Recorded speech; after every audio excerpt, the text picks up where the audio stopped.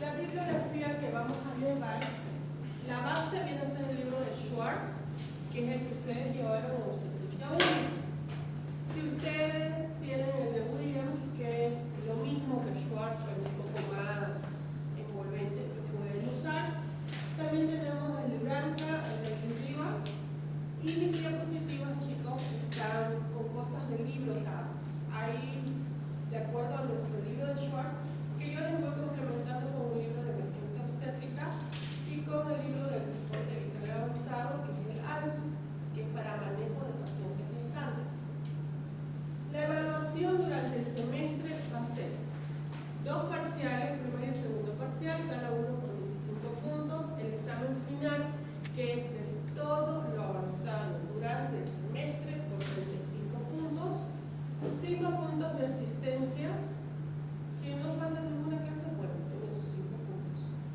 De aquí para adelante, que ya comenzaron las clases, el que se inscriba después, yo no me hago problema y solo les cuento desde que se inscribió. ¿Ya? Y el trabajo final, que vendría a ser por 10 puntos. El trabajo final, yo les entrego temas, ustedes van a hacer sus grupos, una vez ya se cierren las inscripciones y estén todos inscritos, ahí ustedes hacen su grupo por afinidad y lo van a defender el trabajo, que yo les doy fecha de exposición y defienden el trabajo como yo les doy clase a ustedes, ustedes la van a dar así, complementando con ciertas cosas que puedan faltar, pero no le van a faltar tanto. Las prácticas hospitalarias, acabo de hablar con el doctor Oscar, ¿cómo se llama el práctica hospitalaria? Él me indica que comienzan el 17 de febrero, es decir, acá 2 semanas más. Su práctica de ustedes es el día martes en su respectivo horario. Para una mejor organización y el convenio que tiene el hospital con las universidades es que solamente pueden ir 5 alumnos por su grupo. Como ustedes son subgrupos de 10, un martes va a la mitad y el siguiente martes va a la otra mitad. ¿Está bien? Necesito que ustedes se lleven un pijama, pan de pijama con su identificación de la universidad, el pelo recogido, ya, llevan su barbijo y pueden llevar otro pijama que esté limpio, planchado, en una bolsita, con un barbijo, un gorro y botas descartables. Si hay algún procedimiento, yo pido autorización a quirófano y van entrando con un procedimiento, entran 2 y vamos rotando de acuerdo a lo que hay. Nosotros en el hospital somos 3, entonces muchas veces hay procedimiento pero no me toca entrar a mí, pero mis colegas nos dejan entrar a ustedes para que puedan ver. No podrían entrar los 5 porque ya sería una aglomeración total en quirófano y eso no me van a permitir, entonces va a ser de forma rotativa. Lo mismo en los partos. Si hay parto, no necesitamos irnos como para quirófano, eso igual vamos rotando el grupo. ¿Okay?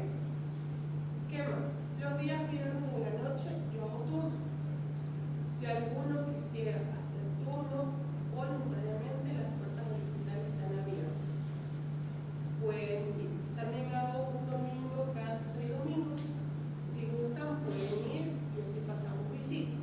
Pero eso es algo voluntario, no es ni por nota, ni obligatorio, ni que si no van yo me molesto. ¿Tienen alguna pregunta? Las prácticas son en el Hospital de la Pampa de la India, octavo anillo de la avenida Montecristo. 124, si no me recuerdo la línea que pasa por ahí. 122 no tengo millas. Exactamente, la roja que pasa acá nos deja en la Virgen de Lucas Sextonil. Ahora, si por algún motivo yo sé de que muchas veces su horario, ustedes tienen clase conmigo en el hospital y termina, por ejemplo,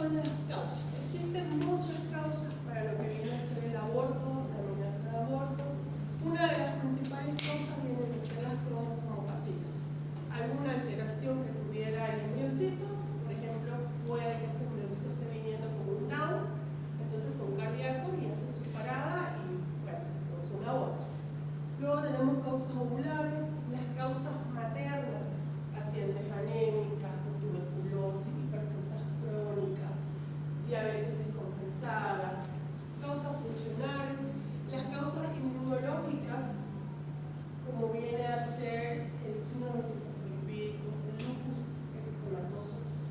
Cuando hablamos de causas psicológicas es sobre todo aquellos pacientes que tienen el deseo de ser mamás y que no les logra, en realidad no es un embarazo como que les están acusando.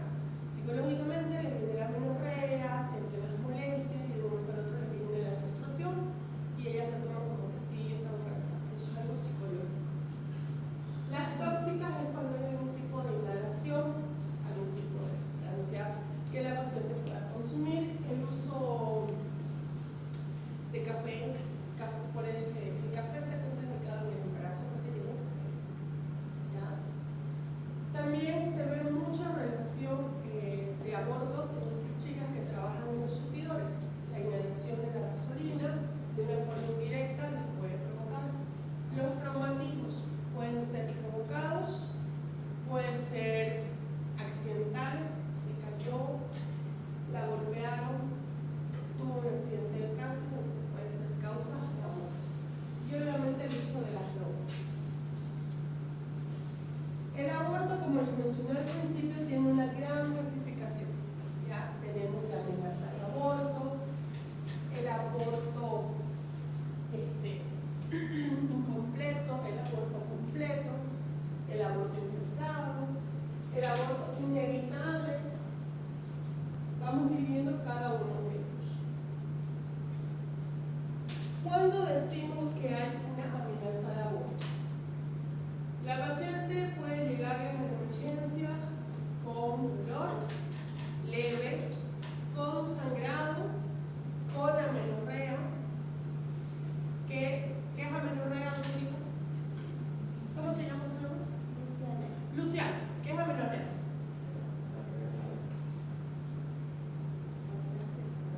La ausencia de la menstruación. ¿Ya? Entonces, muchas veces ellas llegan, pero aún no sabían que estaban embarazadas. Entonces, hacemos una prueba de embarazo y hacemos una ecografía. En la amenaza de aborto va a haber dolor, va a haber hemorragia o sangrado transvaginal y al tracto vaginal no va a haber modificaciones cervicales. ¿Cómo se llama usted, doctor? Gabriel. Gabriel, ¿cuáles son las modificaciones cervicales? ¿Qué le pasa al cervix? Ya. Cuando hablamos de modificaciones cervicales, el cervix normalmente ¿cuánto mide? Mide aproximadamente de 2.5 a 3.5 centímetros. ¿Ya? Entonces, hablamos de modificaciones cervicales. Cuando este cervix, en vez de estar cerrado, está dilatado, está borrado, es decir, que está mucho más corto que 2.5 centímetros. Esas son las modificaciones cervicales. ¿Pero por qué en vez de estar cerrado? Va a estar dilatado, va a estar borrado. ¿Ya? Entonces, ¿cuáles son las características de la amenaza de aborto? Dolor tipo cólico, sangrado escaso y no hay modificaciones cervicales. ¿Está claro? ¿Qué vamos a hacer con estas pacientes? Primero se debe de, como ella no sabía que estaba embarazada,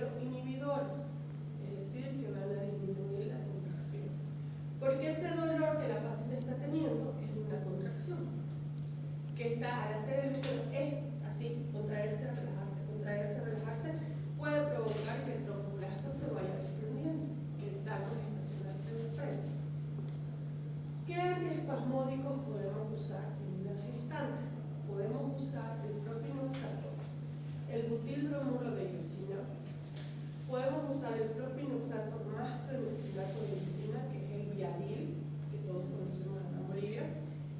Vamos a usar también lo que es la progesterona. ¿Cómo se llama usted? ¿Gabriel igual? Ya. Gabriel, ¿qué es la progesterona? Es una hormona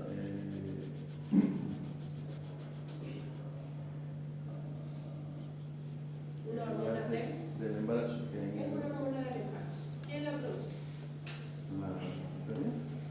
La hormona pituitaria. La placenta. Primero el ovario, luego la placenta, la que va a producir la hormona.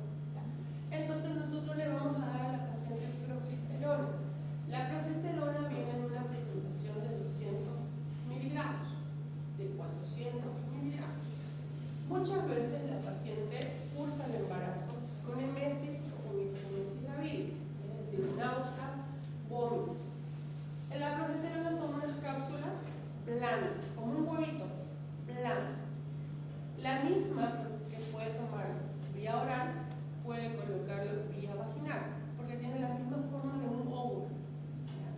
Cuando ella no la tolera la vía oral, se la puede colocar vía vaginal. También existen los anillos de progesterona. Son unos anillos como el preservativo femenino que se coloca vía vaginal y va a ser una liberación continua de progesterona. Me olvidé de decir, el propinoxato, la iosina, vienen en presentaciones de ampollas y en presentaciones de comprimidos. Se colocan endovenoso o vía oral, en sea el caso, cada 8 horas. Cuando vamos a colocar endovenoso debemos hacer previa prueba de sensibilidad porque pueden haber pacientes alérgicos. Luego también podemos usar la indometacina. La indometacina, ¿cómo se llama usted? Alejandro, ¿qué es la indometacina? ¿Has escuchado? No. ¿Quién sabe qué es la indometacina? ¿Es de los aires? Es un AINES, exactamente, doctor. ¿Cómo se llama? Anderson. Ok. Es un AINES, es un antiinflamatorio en este video, que entre sus presentaciones está el supositorio. En la paciente gestante lo indicamos vía rectal. Al ser un AINES, inhibe la síntesis de prostaglandinas, y son las prostaglandinas las que provocan la contracción del útero, ¿cierto? Entonces, lo que se coloca 3 dosis, o sea, 3 noches, y se termina el tratamiento. Entre sus efectos adversos, cuando hacen continuo el tratamiento, puede provocar oligorgasmos, que es la disminución del líquido amniótico. La indometacina podemos usar en las amenazas de aborto y en las amenazas de parto prematuro, que vamos a ver más adelante, hasta las 32 semanas. Después de las 32 semanas ya no se puede dar indometacina. Puede provocar el cierre precoz del ductus arterioso en el feto. ¿Ya? ¿Hasta las cuántas semanas hay que hacer? 32. No es una amenaza de aborto, pero puedes usar en una amenaza de parto prematuro hasta las 32 semanas. Vamos a pedirle a esta paciente sus laboratorios. Vamos a pedirle, si ella no tiene ningún control prenatal, debemos de pedir todos los laboratorios de control prenatal. Michelle, ¿cuáles laboratorios tienes a una paciente de control prenatal?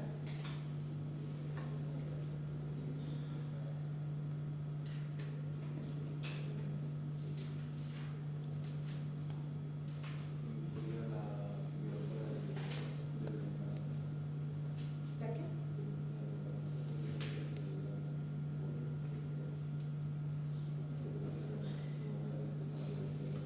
¿Qué laboratorio pides?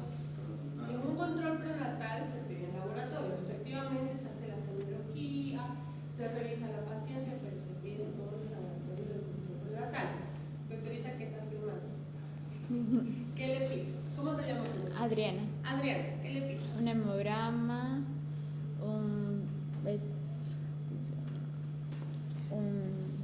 Hable. se me va los nombres. Ya. Todas las serologías. Sí.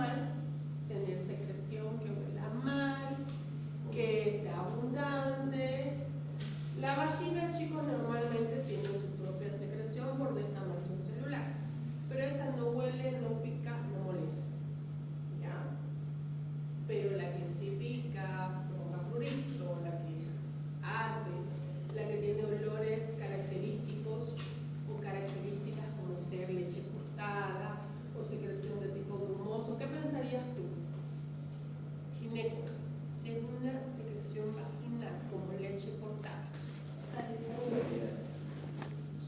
Michelle. Okay. ¿Qué te llamas tú? Natalia. Y si es verde que fumea y huele como a pescado. Trichomón. Exactamente, que huele. Que a veces tú te acercas a la paciente y sientes, sale el olor, un olor característico. ¿Ya? Entonces le vamos a pedir todo el laboratorio. ¿Con qué objetivo? Con identificar algún proceso infeccioso y poder hacer un tratamiento con antibióticos. ¿Ya?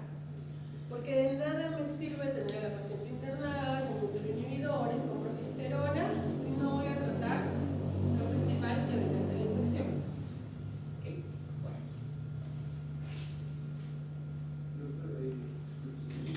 ¿Y la geografía? El ionograma en realidad lo pedimos cuando la paciente tiene emesis o hiperemesis. ¿Qué vas a valorar en el ionograma?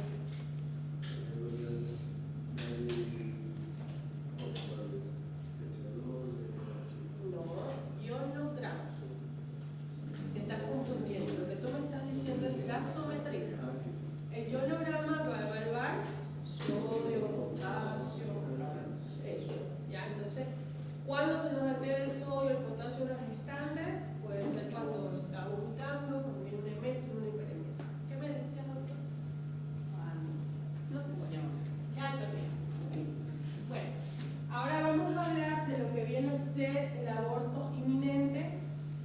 Este aborto inminente, la paciente tiene dolores intensos. ¿Ya? Esos dolores son intensos, son sostenidos. Tiene abundante sangrado y ustedes le hacen el tacto vaginal y aquí sí hay modificaciones cervicales. ¿Ok? Yo puedo ponerles en el examen, por ejemplo, características del aborto inminente y ponerle modificación cervical o sin modificación cervical. Y ustedes le tienen que tachar la incorrecta, ¿cierto? Entonces, en el inminente sí hay dilatación, sí hay modificaciones cervicales.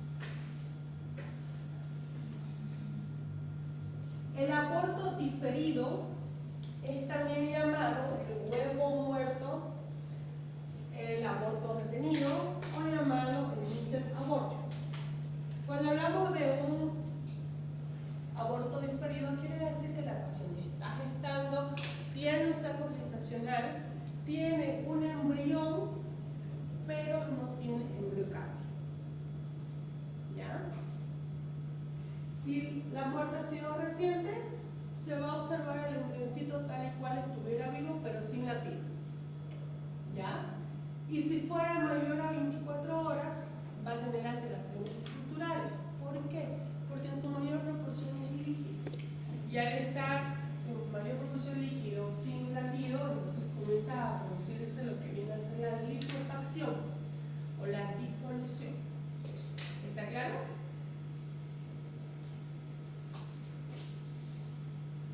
¿Qué conducta vamos a tomar en el inminente? Se deja que evolucione. ¿Qué quiere decir esto? Que se deja que se expulse. En el diferido se debe hacer una maturación cervical. Normalmente, ¿qué hacemos nosotros? En la primera ecografía de la paciente está asintomática, se hace una ecografía, se ve un embrión sin latir, pero el saco está íntegro, no está alargado, no está deformado. Entonces nosotros le damos 10 días. Si la paciente no está sangrando, no tiene ninguna molestia, se le da 10 días. Con el objetivo de que en 10 días ya se pueda ver el latido del embrión. Si en 10 días no hay, bueno, el mismo saco ya comienza a alargarse. La misma paciente a veces ya comienza a sangrar de esa forma y se interna la paciente para lo que viene a ser la maturación cervical. Siempre, chicos, hay que hacer ecografía. Si a ustedes les llega una paciente con una ecografía de afuera que dice de que no hay bebé, que no hay embrión, ustedes deben de pedir una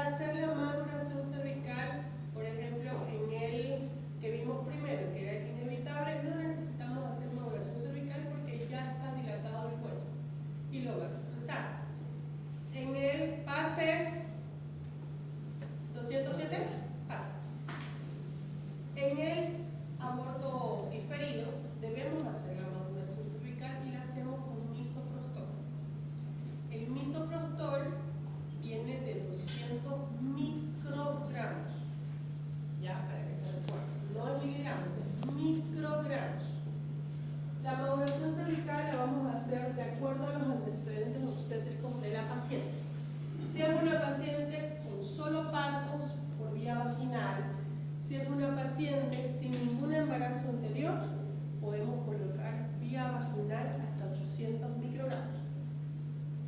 ¿Ya? Si es una paciente con una cesárea anterior, bueno, podemos colocar 600 sublingual. Si es una paciente con iterativas, es decir, 2 o más cesáreas, colocamos de 200 sublingual cada 6 horas. ¿Por qué? Porque el misoprostol va a provocar contracciones. Y al provocar contracciones podemos ocasionar una ruptura de la cicatriz de la cesárea que la paciente tiene.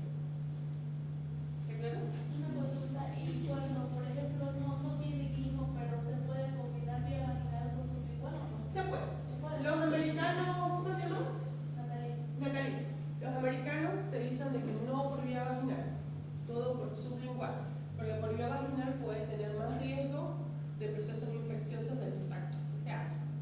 Entonces se puede colocar. Nosotros manejamos un programa que es del gobierno, en el cual ponemos el uso del misoprostol, la edad gestacional y si tiene o no algún antecedente y ellos te dicen qué dosis usar.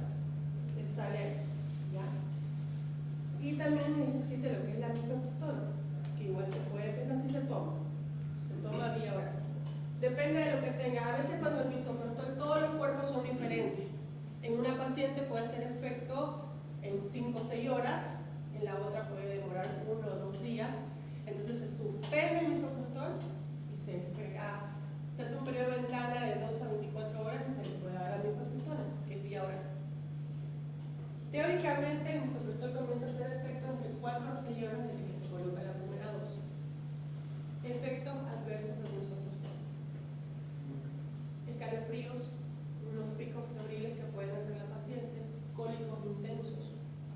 Y cuando son provocados los abortos, porque el misoprostol es el citotex que se dice, ¿cierto? Cuando sobrepasas la dosis de 1000 microgramos, te pueden venir deposiciones líquidas como efecto adverso, cuando sobrepasas la dosis. ¿Ya? Una consulta, doctora. ¿Y se le puede dar vía vaginal si ha tenido varios hijos antes? O sea, pero solo vía vaginal, no cesárea.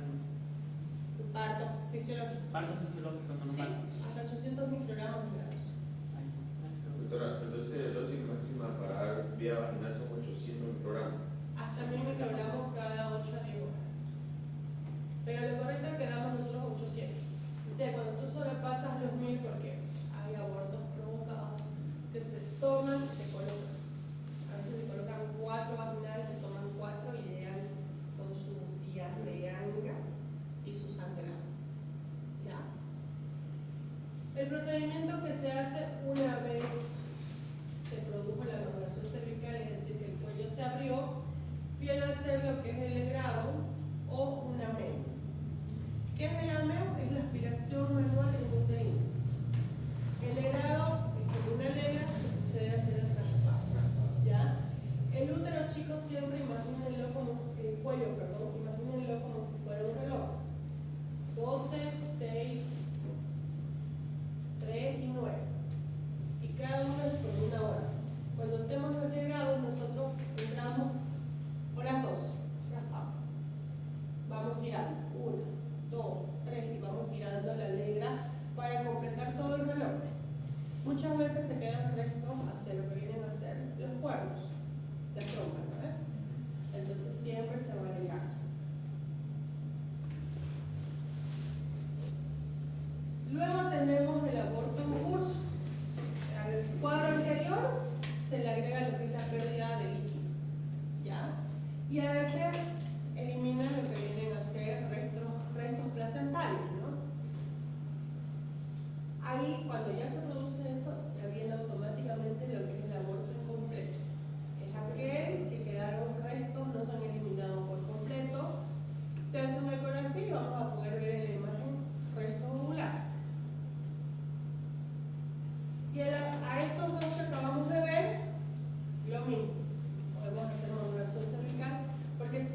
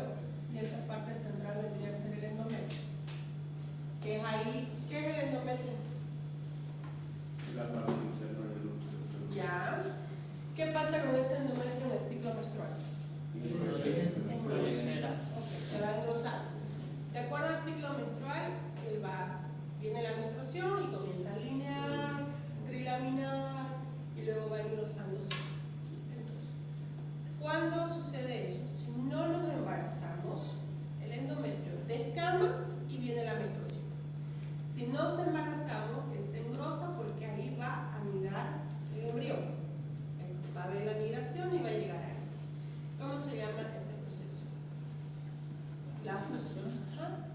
Fundación. La fecundación, la fecundación, que no es más que la fusión de dos células haploides para convertirse en una célula diploide. Es decir, se une el óvulo con el espermatozoide, que ambos son haploides y forman un diploide. ¿Qué se va a llamar eso? Mórula. Pero antes de ser una mórula, se va a irse contando, ¿cierto? 2, 4, 8, 16, 32. Se convierte en una mórula y va a ir migrando y se va a implantar ¿en dónde? En el endometrio. Ya, se implanta en el endometrio. Y cuando se queda por ahí, ¿qué se llama? Endometrio. Muy bien. Luego tenemos el aborto habitual, ¿ya? O aborto recurrente, que también se llama. Es aquella paciente que ha tenido 3 o más abortos espontáneos de forma sucesiva. No es de que tuvo un aborto o 2 abortos, tuvo un hijo y de ahí tuvo 2 abortos. No, son abortos espontáneos sucesivos, continuos. ¿Por qué se hace? Cuando tienen una paciente con abortos recurrentes, se la debe estudiar, hacer todas las pruebas para descartar un síndrome de lipídico, toxoplasmosis, hay que estudiar incompetencia istmocervical, que es una alteración del cuello. El cuello no se mantiene cerrado y la paciente no tiene dolor. Cuando acuerdan ya lo puso. ¿Ya? Se estudia a la paciente. Y luego tenemos el embarazo anembrionado.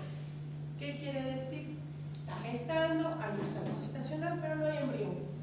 Es como cuando la gallina empolla, ¿no? Tiene 5 huevos, pero solo nacen 4. Y en el otro no hubo nada. Tal y cual.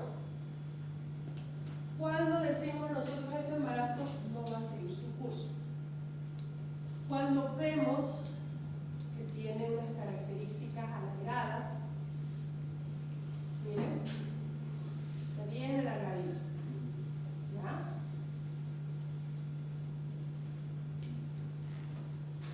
Ese aborto extraembrionario, ¿por qué causa? ¿No se sabe? No tiene causa conocida. Puede ser que no hay una buena compatibilidad entre los genes, ¿cierto?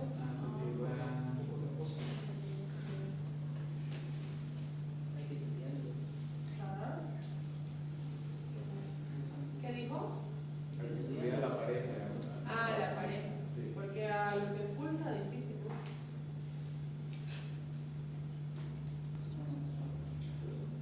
A ver, ¿cómo es su información? Por ejemplo, acá habla de signos de embarazo temprano y acá habla de hallazgos ecográficos que nos dicen que el embarazo no va a salir. ¿Ya? Ahí dice hallazgos ecográficos de diagnóstico de fracaso del embarazo. Cuando la longitud cefalocaudal, ¿cuál sería la longitud cefalocaudal? De aquí a la colita, ¿cierto? Ya. Cuando la longitud cefalocaudal es mayor a 7 milímetros y la embriocardia es negativa, es un parámetro de que este embarazo no va a seguir. ¿Ya? Cuando el diámetro medio de la bolsa embrionaria, estamos hablando, este vendría a ser el saco gestacional. Toda esa bolsita es el saco gestacional. Cuando su diámetro medio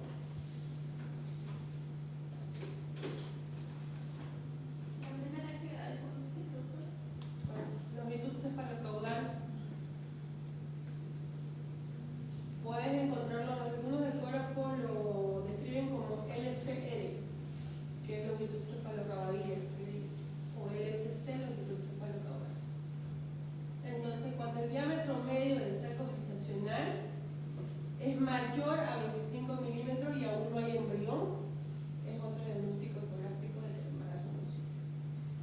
Cuando hay ausencia de embrión con embriocardia, es decir, una embriocardia negativa, después de que pasaron 2 semanas, el saco gestacional, había un saco y aún no apareció el embrión. Y cuando hay ausencia de embrión, mayor a 6 semanas después de la última menstruación. ¿Ya?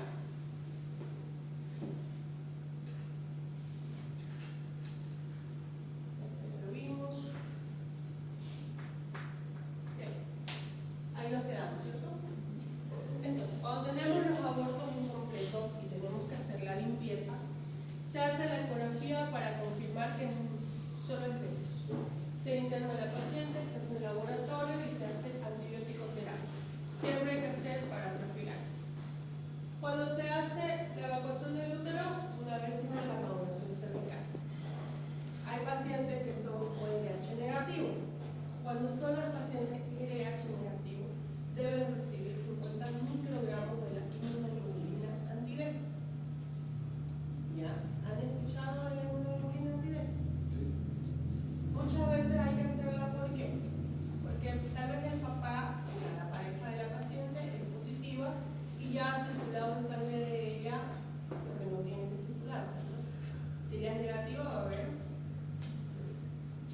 ¿va a ver qué? Entonces se debe hacer la vacunación con 50 microgramos de la inmunoglobulina anti-D. Acá tenemos el aborto infectado. Es aquel aborto que no ha sido resuelto de la forma correcta. Puede ser que la paciente no sabía que estaba embarazada, comienza a sangrar y es mi menstruación, lo deja pasar y ya va al hospital cuando ese sangrado huele mal, cuando ella ya tiene fiebre. Puede ser una paciente que sí sabía que estaba embarazada y que se provocó el aborto. ¿Ya? Entonces, el aborto infectado es aquel aborto incompleto que no fue solucionado correctamente. Este va a provocar endocervicitis, que es la inflamación de lo que viene a ser la mucosa del canal cervical. Va a haber un flujo vaginal purulento, maloliente, una endometritis, que es la infección del útero, la miometritis, que viene a ser la infección de la musculatura del útero. ¿Qué tipo de músculo tiene el útero? Liso. La clínica, ¿cuál va a ser? Una reagudización del dolor, alzas térmicas, palidez, taquicardia y obviamente flujo purulento. Muchas veces también hacemos el legrado y no sacamos todo. También puede infectarse. Se hizo el legrado y no se sacó. Normalmente cuando hacemos el legrado nosotros sentimos a lo que vamos raspando como apachonadito. Cuando ya está limpio, se escucha que raspa y la sangre cambia, ya se hace roja como con burbujitas, a diferencia de la que estaba al principio, que es más oscura. Entonces ahí nosotros escuchamos, nosotros le decimos el llanto del útero, porque es como que hace. Entonces ahí ya paramos porque ya hemos terminado. ¿Ya? Sí, porque si seguimos dañamos. Claro, podemos provocar el síndrome de Usher, que son adherencias cervicales producto del legrado. ¿Ya? Y obviamente en el aborto infectado se debe hacer primero una impregnación de acuerdo a cada protocolo de hospital. En hospital son mínimo 6 horas de antibiótico. Hay otros hospitales donde yo me formé, que fue la Caja Petrolera, eran 12 horas de antibiótico antes de hacer el procedimiento. Porque el útero está más friable, está infectado, está más friable y si entramos podemos perforar. ¿Por qué? Porque resbala la cubeta. Entonces siempre que es un infectado se entra con mucha precaución y alguien haciendo fondo, agarrando por encima del transabdominal para poder ir.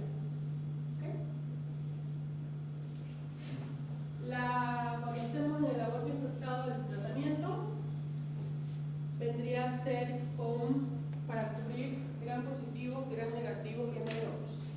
Usamos normalmente cefotaxima, gentamicina, metronidazol. Normalmente también podemos usar clindamicina más metronidazol y así cubrimos tanto positivos, negativos y anaerobos. La cefotaxima viene de 1 gramo y se da cada 6 horas. La gentamicina viene de 80 miligramos y se da cada 8 horas. O también viene la gentamicina de 280 miligramos, que es una dosis diaria. Y el metronidazol viene de 500 miligramos y se da cada 8 horas. Tienen que manejar mucho fármaco acá. Complicaciones de los abortos, de hacer el procedimiento. Retención de los anexos, es decir, que hay restos placentarios. Infecciones porque quedan restos. Hemorragia, la hemorragia que lleva un shock hipovolémico y la perforación uterina. ¿Qué te llamas? Adriana. Sí. Adriana, ¿cómo sabes tú que tu paciente se está choqueando? Clínicamente. ¿Qué te llamas? Alejandro. Primero Adriana, luego Alejandro. No, Alejandro. Taquicardia, ¿Qué más? mareo, ¿Qué más? diaforesis, sudoración, dependiendo del shock. Estamos acá en shock hipovolémico. Estamos acá porque dice dice hemorragia, shock. Así es. En este caso es un shock hipovolémico por la hemorragia. Puede haber un shock séptico sin una paciente infectada, pero ahorita estamos hablando de shock hipovolémico. Anderson, algo más le ha faltado a Alejandro. La disminución del estado neurológico. Ya, Y El signo vital. el signo vital debe haber Taquicardia. taquicardia, pero con hipotensión. hipotensión. Va a haber taquicardia. El principal signo ante un shock hipovolémico viene a ser la taquicardia. Ese es el primer signo. ¿Ya? Va a haber hipotensión, como dicen sus compañeros, confusión, mareo, diaforesis, ¿ya? Sudoración. Diagnóstico diferencial. Siempre hay que hacer un diagnóstico diferencial. Si su paciente está sangrando, hacer una ecografía, no hay ningún tipo de desprendimiento, el embarazo está bien, debemos diferenciar, hacer una especuloscopía, colocar un espéculo vía vaginal para ver si no es un estropio, una cervicitis sangrante, una varice, hasta hay que hacer diagnósticos diferenciales con la operación de cuello. Y también se hace el diagnóstico diferencial, obviamente, con las hemorragias de la primera mitad del embarazo, tópico o muerto. Acá tenemos el síndrome histerozoémico de Monk. Viene a ser una ictericia hemolítica que se puede ver en raros casos postparto, con mayor frecuencia post-aborto. Es una infección uterina grave, con alta mortalidad, por maniobras abortivas inadecuadas, sobre todo en aquellas pacientes que les hacen los legrados clandestinos, que su material no está bien esterilizado. Se ha producido una infección por el Clostridium perfringens, que es una espora que ataca primeramente lo que viene a ser la parte renal. ¿Ya? Existe lo que es la triada sintomática de Monk. Puedo preguntarles en un examen. Mencione la triada de Monk, que se caracteriza por hemoglobinemia, ictericia, hemoglobinuria. La hemoglobinuria, la orina viene a ser como si fuera yodo, a ese color llega. También va a tener fiebre, escalofrío, polimia, taquicardia, oliguria. ¿Qué es oliguria? No, Anderson. La cantidad disminuida de orina. Y aluria Náuseas en orina. y disuria. Dolor al orinar.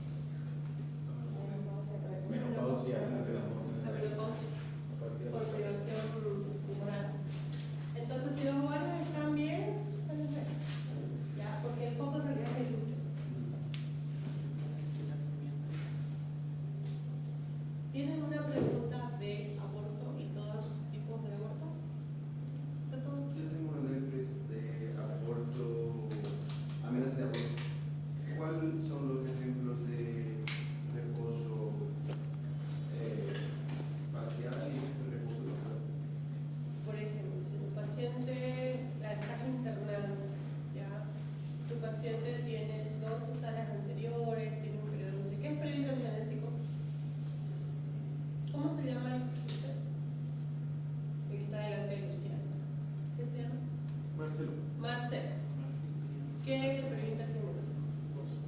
¿Usted le ahorita? ¿Quién sabe? Anderson. El periodo entre un parto y el siguiente. No solo parto, es el periodo que transcurre entre que finaliza un embarazo e inicia otro. Puede ser parto, cesárea o aborto. Ese es el periodo intertrimestral. Cuando hablamos de corto, estamos hablando de ¿cuánto tiempo? Alejandro. Corto, menos de un año. 2 años. Hablamos de un periodo intertrimestral corto cuando es menos de 2 años. ¿Ya? Entonces, si la paciente tiene mayor factor de riesgo, el sangrado está abundante y tú notas que al levantarse ella aumenta más el sangrado, es un reposo absoluto. ¿Ya? En esos casos hasta la dieta modifica.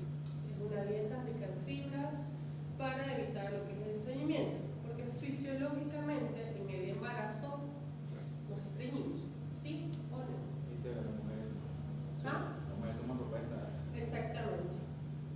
Entonces, fisiológicamente hay estreñimiento en el embarazo, un aumento. ¿Por qué? Porque el tránsito se vuelve más lento, el pericartismo está más disminuido y a medida que va creciendo más el útero va a haber mayor compresión y mayor estreñimiento.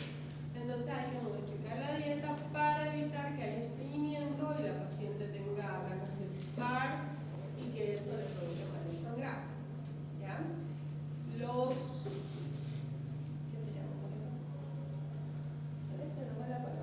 ¿lo que tomamos para el estreñimiento? Los laxantes están contraindicados en el embarazo.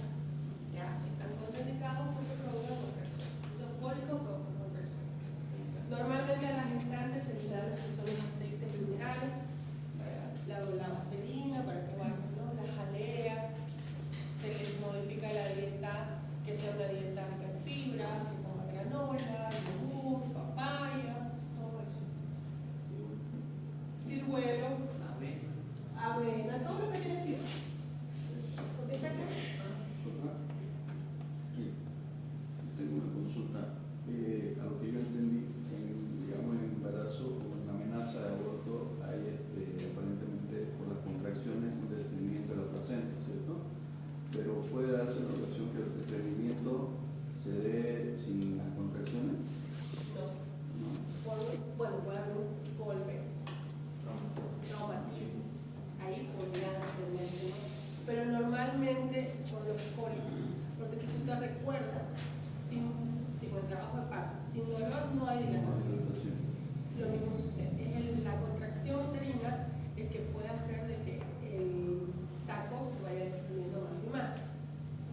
Por eso es que se dan uteroinhibidores para relajar el músculo. ¿Qué músculo era? Disco. Para relajar el músculo. ¿Esa es tu duda? Sí, lo que pasa es que yo vi una paciente lógicamente se vio un pequeño desprendimiento de placenta, pero ella no refería ni haber tenido ningún trauma, ni algún cólico, ni nada. Ningún tipo de dolor. Ningún tipo de dolor. Puede ser también su tolerancia al dolor, porque hay pacientes que uno ya como mujer ha pasado por eso y sabe que no es así, pero hay pacientes que están muriendo.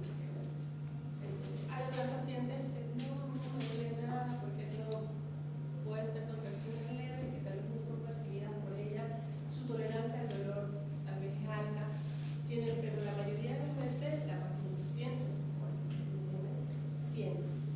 A veces también cuando son placentas de inserciones bajas, el mismo bebé a veces puede chocar a la placenta. Hemos visto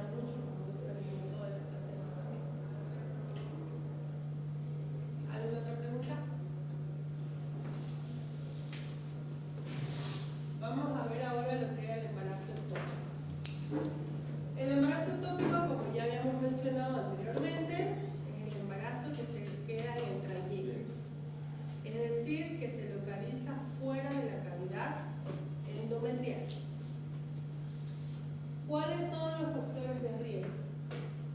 Toda paciente con el antecedente de un embarazo ectópico previo tiene riesgo de un nuevo embarazo ectópico. Pacientes con cirugías ováricas previas, la ligadura de trompas muchas veces es un factor de riesgo. Las portadoras del DIU, ¿qué es lo que hace el DIU? El dispositivo intrauterino. Provoca una inflamación, al ser un material extraño al cuerpo, provoca una inflamación alrededor de eso, dentro del útero, lo cual impide que haya el ascenso de lo que vienen a ser los espermatozoides. Pero muchas veces la DIU se mueve, se pone de un costado, se baja, y muchas veces nos colocamos la T y no le hacemos control en años. Cuando acordamos estamos embarazadas. Los antecedentes de la enfermedad pélvica inflamatoria, que puede provocar adherencias en las trompas, entonces eso también. ¿Cómo vamos a hacer el diagnóstico? El diagnóstico de embarazo ectópico es mediante un PET, una ecografía transvaginal y la clínica. Si ustedes están en un primer nivel y no cuentan con laboratorio, no cuentan con ecografía, la clínica es la que manda en cualquier patología. Usted me llama y me dice, doctora, no tengo ecografía, no tengo laboratorio, pero la paciente tiene amenorrea, tiene dolor, tiene irritación peritoneal, le hago tacto a un PROS positivo, para mí es un ectópico, se la estoy mandando. Porque si ustedes la mandan a la paciente a buscar laboratorio, a buscar ecografía, ese tiempo que está transcurriendo es de oro. Porque el ectópico se clasifica por su localización y se clasifica por su clínica. Por su localización puede ser cervical, puede ser intersticial, puede ser ampular, ovárica y hasta puede ser abdominal. El más frecuente es el embarazo ectópico ampular. ¿Por qué, Alejandro, crees tú que es el más frecuente? Por las regiones de... ¿Qué pasa en la región ampular de la trompa? ¿Qué acontecimiento sucede ahí? La fecundación. En la región ampular se produce la fecundación y es por eso que es el lugar más frecuente. Hablan de un 98%. Puede ser ísmica, puede estar en las cicatrices de cesáreas anteriores. De acuerdo a su localización tiene una clasificación y de acuerdo a su clínica puede ser complicado y no complicado, o roto y no roto. Entonces, si ese tópico se ha roto, es cuando la paciente va a tener síntomas. Y al romperse es como que ustedes dejaron un grifo abierto, pierde agua. En este caso va a perder sangre. Si ustedes la mandan a las 2 de la mañana a buscar una ecografía, a buscar un laboratorio, su paciente se está en camino a un shock hipovolémico. Entonces, la clínica manda. Le pelaron, ustedes cumplieron. ¿Me hago entender? Ustedes ya, yo allá veré qué hago. Y le llamaré y le diré, ¿sabe qué? No era un ectópico, era otra cosa. Pero la clínica es la que manda y ustedes deben actuar rápido. ¿Cuál sería la técnica de protesta? Dolor, acá vamos a ver. Aquí tenemos una diapositiva. El sangrado que va a presentar la paciente es escaso, oscuro, va a haber un dolor abdominal, va a haber lo que viene a ser la irritación peritoneal. No se olviden, la sangre libre en cavidad abdominal provoca irritación del peritoneo. Ustedes hacen así a la paciente y ella grita de dolor, porque hay sangre en cavidad.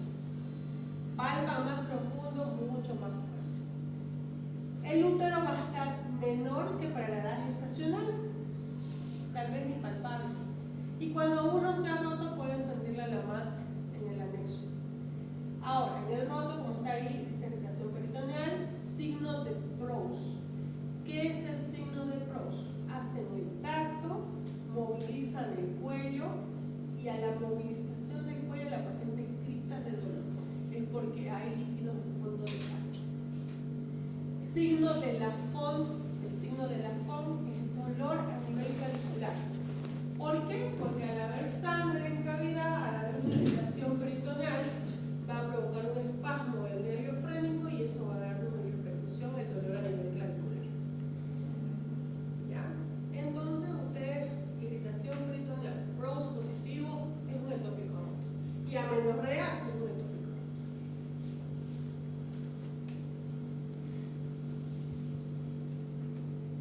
¿Cuál es el tratamiento? Para el ectópico complicado, el tratamiento es una laparotomía exploratoria quirúrgica. ¿Qué es la laparotomía exploratoria? Abrir y revisar todo para localizar dónde estaba el ectópico, dónde se rompió. Si estaba en la trompa, bueno, se hace una salpingectomía, que es sacarle la trompa. Si estaba en el ovario, se hace una oforectomía, de acuerdo a su localización. Los cervicales son muy complicados y normalmente casi siempre terminan en histerectomía. Los que están en cicatriz se están haciendo hace unos 2-3 años, se hace la cirugía como para una cesárea y se hace resección de la parte donde está el ectópico implantado para poder preservar el útero. Ya es una técnica de unos médicos colombianos que la han traído hasta acá y la hacen en la maternidad.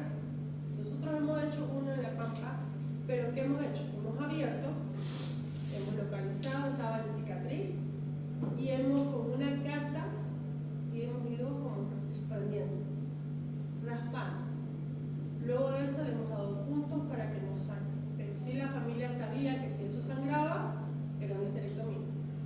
Porque era una chica de 25 años con un solo hijo, entonces era para preservar su fertilidad, ¿no? Para que no pueda volver a embarazarse. Luego tenemos el ectópico no complicado. El ectópico no complicado tenemos dos conductas. La una es la medicamentosa, que se hace con metrotexate, y la otra es la quirúrgica, hacer la cirugía antes que se rompa.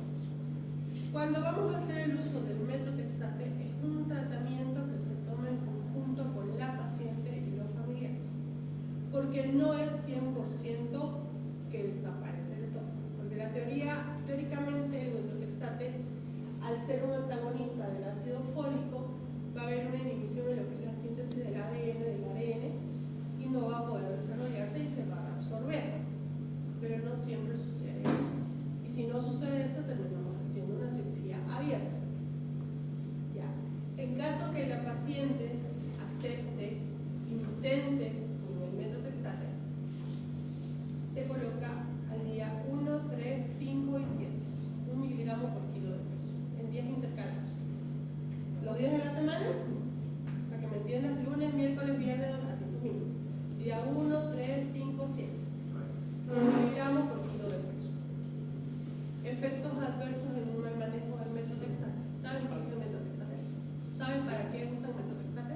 Para las leucemias y para procesos inmunológicos. Es para quimioterapias orales. Para eso. Por eso es de que es un antagonista del ácido fólico. ¿Qué quiere decir antagonista? Lo opuesto. O sea, inhibe la producción de ácido fólico. Y si hay un déficit de ácido fólico en el embarazo, ¿qué puede provocar? ¿Qué tipo? ¿Y qué se llama eso? O sea, antes de que haya una espina bífida, ¿qué pasa? Alteración. ¿Alteración dónde?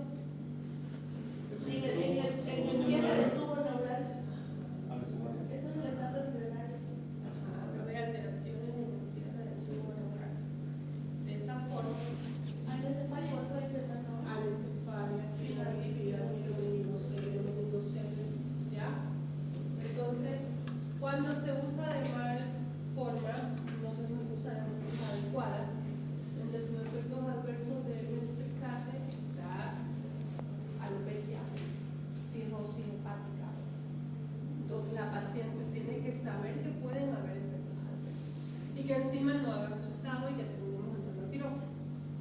Normalmente siempre se hace en cirugía. Yo solamente, cuando estaba en la residencia, una sola vez vimos que colocaron methotrexate en dosis, pero no se terminó rompiendo. Para el uso del methotrexate debe cumplir estos requisitos la paciente: edad gestacional menor a 6 semanas, saco gestacional menor a 3.5 centímetros, un embrión sin actividad cardíaca y la beta HCG que esté entre 5.000 y 10.000. Si está más alta, no se hace. Diagnóstico diferencial. Puedo ponerles en el examen, menciones dos diagnósticos diferenciales, excepto las hemorragias de la primera mitad del embarazo. Excepto. ¿Ya? Porque el embarazo ectópico, que hemos dicho que su mayor lugar de su localización es anular, puede confundirnos con una apendicitis, puede confundirnos con una enfermedad pélvica inflamatoria, con un quiste de ovario. ¿Ya?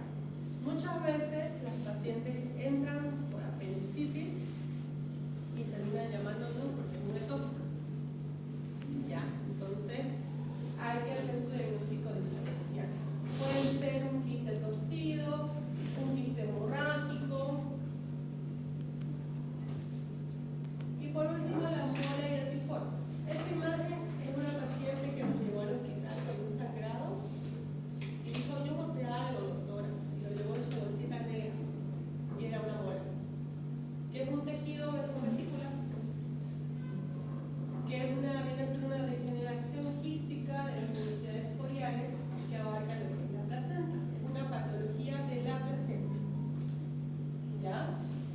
Puede ser completa, puede ser incompleta. Cuando la mola es completa, es precursora de lo que es el poliocarcinoma. Cuando identificamos una mola, lo que se extrae se manda a patología. Para que patología diga es completa, es decir, que solamente habían vesículas, o es incompleta y hay vesículas y esbozos embrionarios. Normalmente la completa es derivada al oncológico y se deben hacer estudios, como sea rayos X, porque su primer metástasis es a nivel pulmonar. ¿Ya? Factores de riesgo. Lo relacionan mucho con la edad de la paciente. Mayores de 40 años, pacientes que tienen molas de embarazos anteriores, abortos previos. El cuadro clínico, a diferencia del ectópico, que el útero era menor para la edad gestacional, en la mola el útero es mayor para la edad gestacional, es grande. La paciente le dice: tengo mi regla de tal fecha, ustedes sacan y tienen aproximadamente 8 o 9 semanas, pero ustedes le ven la altura a nivel umbilical, que son más o menos 20 semanas. Entonces ahí no cuadra. ¿Ya? Cuando revisan a la paciente no van a poder palpar las partes fetales, quieren escuchar el embrión, al feto no se escucha. Los niveles de la HCG están elevados. En un embarazo normal, la beta HCG se va duplicando cada 48 horas. En un ectópico va disminuyendo. Y en el embarazo molar alcanza valores extremadamente mayor para la edad gestacional. ¿Ya? Puede ser que tiene de 120.000, 150.000 y no coincide con la fecha, con la edad gestacional, con la fecha de la última menstruación.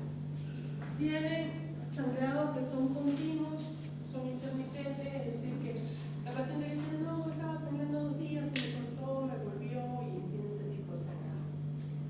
El útero es de consistencia blanda,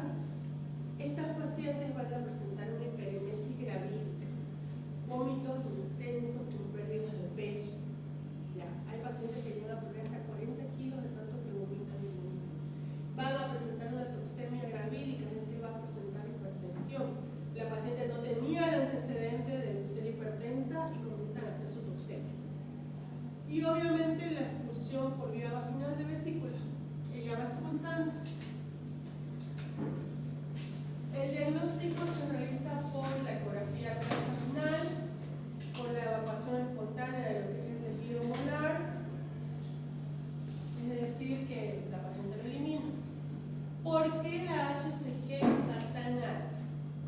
Porque la mola es un tumor del trofoblasto y la hormona, o sea, la HCG, es producida por él, específicamente por el sincito trofoblasto. Por eso que tiene valores tan altos.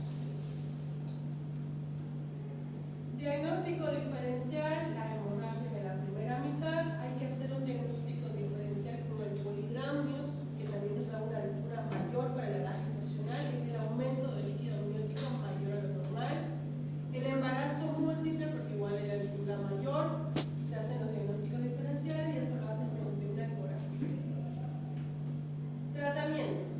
Se hace cuando nos trae la ecografía, que dice que es una mola, ecográficamente se ve una imagen, el racimo de uvas en panel de abejas, que dicen, o tormenta de nieve. Los ecografistas le pueden reportar cualquiera de esas tres cosas. Se observa imagen en tormenta de nieve. Ustedes dicen, bueno, es una mola. Cuando tenemos eso, se hace una maduración cervical y se hace la aspiración o el grado. ¿Ya? Lo que se saca se envía a patología y se deben hacer controles ecográficos y control de la beta HCG corión. Se hacen cada semana, después de un mes, cada 15 días, después de 3 meses, una vez al mes, después de cada 6 meses, pero esto es largo. Y si es una completa, se refiere al oncológico. Y las radiografías de tórax que les voy a mencionar. ¿Tienen alguna pregunta? Bueno, su examen teórico, chicos, es de todo lo que avanzamos en clases. Ustedes complementan lo que yo les acabo de decir con el libro de Schwartz. Su examen práctico se los tomo con casos clínicos, como este que tienen acá. ¿Ya? Por ejemplo, paciente de 30 años, 4 gestas, 4 partos, su último parto hace 10 meses, refiere a menorrea desde hace 8 semanas, es portadora del dispositivo intrauterino y acude a la emergencia por sangrado transvaginal escaso